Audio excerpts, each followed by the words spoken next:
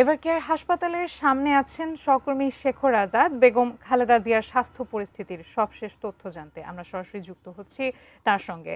শেখর, আমাদেরকে জানাবেন বেগম খালেদা জিয়ার স্বাস্থ্য অবস্থার কোনো উন্নতি দেখতে পাচ্ছেন কিনা এবং বিশেষজ্ঞ চিকিৎসকরা কি বলছেন, কিছু জানতে পেরেছেন কিনা।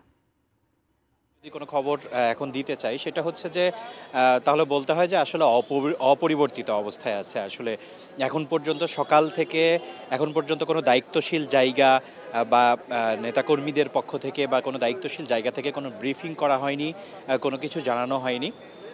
তার মানে আমরা বলতে পারি যে বেগম খালেদা জিয়ার যে অবস্থা, যে সংকটাপূর্ণ অবস্থায় যে স্থিতিশীল ছিল সেটাই আছে এখন পর্যন্ত।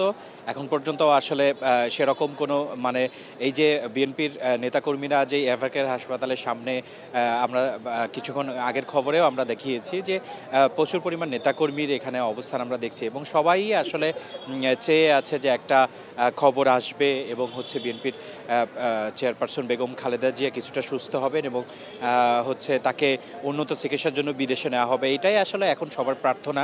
নায়াসিনামাইড ও স্যালিসাইলিক সমৃদ্ধ লিলি ফেস ওয়াশ যা ফেসের ডেড স্কিন সেল দূর করে দেয় দ্বিগুণ ফাস্টার ব্রাইটেনিং।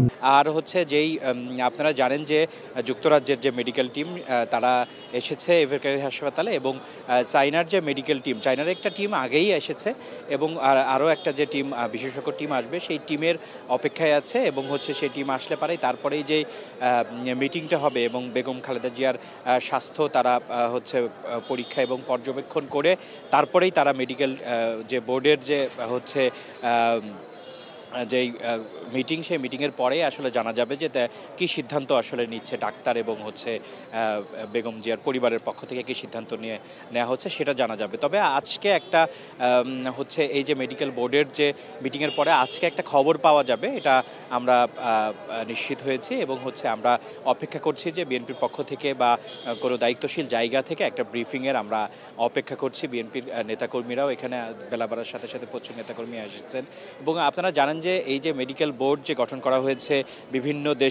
বিভিন্ন দেশের বিশেষজ্ঞ টিম দিয়ে, সেই টিমের খুব দ্রুত একটা মিটিং এবং তারপরে একটা বড় ব্রিফিংয়ের মাধ্যমে বেগম জিয়ার পরবর্তী খোঁজ খবর জানা যাবে। তো এই ছিল আদ্রিতা আমার কাছে এভারকেয়ার হাসপাতাল থেকে সর্বশেষ।